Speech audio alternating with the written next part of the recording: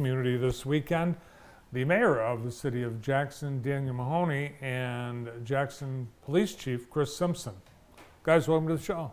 Good Good afternoon. Good Good to see you, Bird. Yeah, good to see you guys. Last Friday, Mayor Mahoney was walking around town with 2 giant fishing trophies. And was that like on your brag tour? No. A friend of mine from Lansing had a fishing competition, and he was like, "Man, you got to come up if you can." And I was like, "Of course." He supports me on a lot of stuff. So I was like, "I'm gonna come up there. I'm gonna catch the biggest fish. I'm gonna bring your trophy back here to Jackson." And he's like, "Okay, all right." And I caught not only the largest fish, but the second largest fish and the third largest fish. But the other trophy was not mine. I also brought some young men with me up there to fish. Oh. And one of them brought back the largest fish trophy. Oh, you neglected to tell that part of the story. I can't believe it's the weekend of Juneteenth already. Happy Juneteenth. Yes, it's Thursday. Yes, indeed, Thursday it is. Mm-hmm. So you guys have the traditional features of the weekend, but it looks like there are a couple of new features happening. Whole thing starts actually on Juneteenth on Thursday. Yes, correct. 5:30 to 7 at the Martin Luther King Center. And we usually have a law enforcement or judicial type of panel discussion with the prosecutors, defense attorneys, and law enforcement. But this year, and the mayor as well, this year the committee decided to go strictly political and talk about some political things, that's going on in Jackson County and Jackson City as well. And that's free, everyone's welcome, and I know that you have opportunities for a Q&A at the end of this. Oh, absolutely. It's going to be yours truly. The mayor is on the panel. Kathy Schmaltz is on. Sue Shink, I believe, is on as well. Michigan State Senator, and I'm missing somebody. Kelsey Guernsey, prosecuting attorney, and also Steve Shotwell. Yes. Commissioner Steve Shotwell will be on as well. Yep. So Hebsbilla and George Lance will be the moderators. Yes. Yeah, so we're asking the community to come out and, ask those questions they've always wanted to ask and listen to the discussion led by other moderators. I think it's going to be good for the community to do so. I'm sure there'll be some topics. It's a very timely Absolutely. overall, subject this year. Then Friday, this is the new thing. You're doing a little dinner celebration with the recipients for the scholarships. Yes. Yeah, that'll be out at Spring Arbor College. I mean, last year was our first year adding the addition of the scholarships to the entire weekend, and it was just such great support and a great turnout for it. The students really appreciated it. It was something that was very much needed. So this year we wanted to add to that.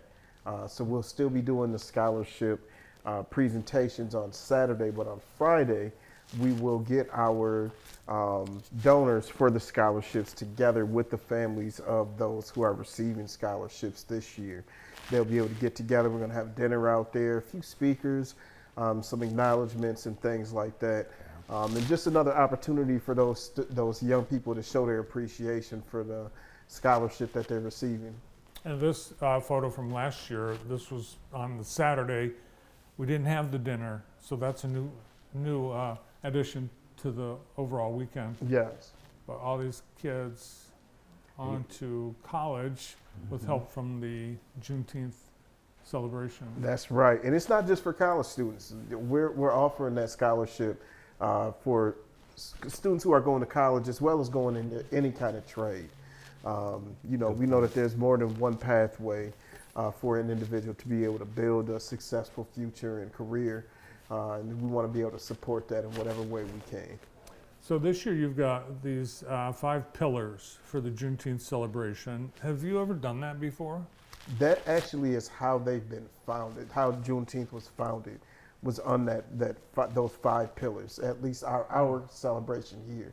We all know how Juneteenth itself was founded, Right. but our celebration is built around those 5 pillars. Education, history, financial literacy, employment, and health and wellness. Yes. I've always felt that our community knows the Juneteenth history better than a lot of other towns because of the history of the Juneteenth celebration that we've been having in Jackson. You That's are correct. absolutely right. It started, 21 years ago here in Jackson? Yes, It's our indeed. 21st year. And I recall the first year, I want to say, God rest his soul, Richard Lawson Yep. was one of the key people on starting it here in Jackson. And they were hosting it over near, God, what was the celebration? Over behind Consumers Energy. And now we have it further, in the CBD area. But it was fantastic then, and we made sure that it carried on to what it is today. Yeah, it started with one concert, one night, one food truck, Yes. Larry Pryor's. Yes. Yes, But- indeed. Pryor's held us down for quite a few years. Yes, he did, didn't Yeah. he?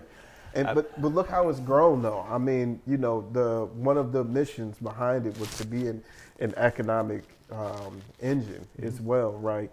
And so where it started with just Pryor's, look how Pryor's has grown his business into a brick and mortar since that point where he just had the trailer at the time. That's right.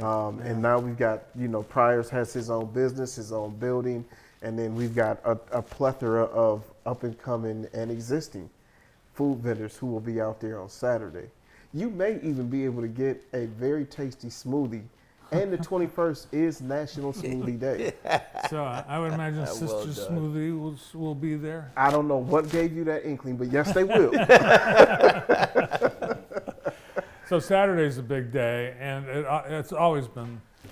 And let's take a look at. I think for a lot of people, it's the entertainment. You've got the entertainment stage, just from start to finish. There's something going on the whole day.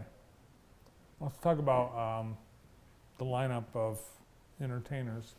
It's jam packed. Yes, it is. The entertainment is always an extremely fun part of the day. We've got national artists and local artists. We've got the musician John E. Lawrence coming through. We've got my all-time favorite, which is Big L Cold Blue. Yeah. I'm so excited to see them hit the stage and perform.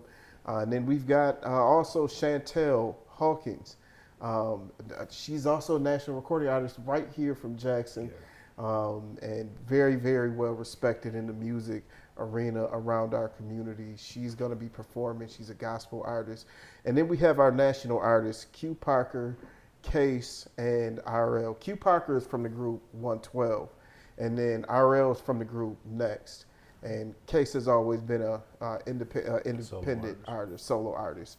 But those are that's our lineup.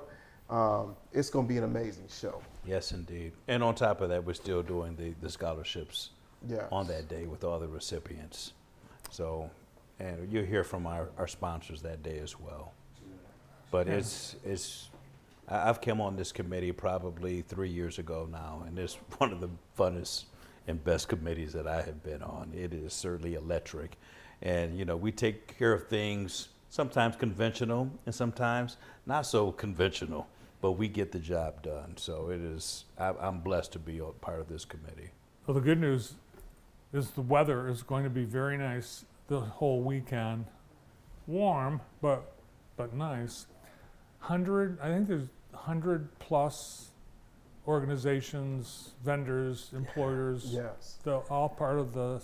Emails, reminders just went out. I think registration right now, we've got 113 vendors, multiple food vendors. We've got some clothing vendors and organizations with resources they want to get out to the community.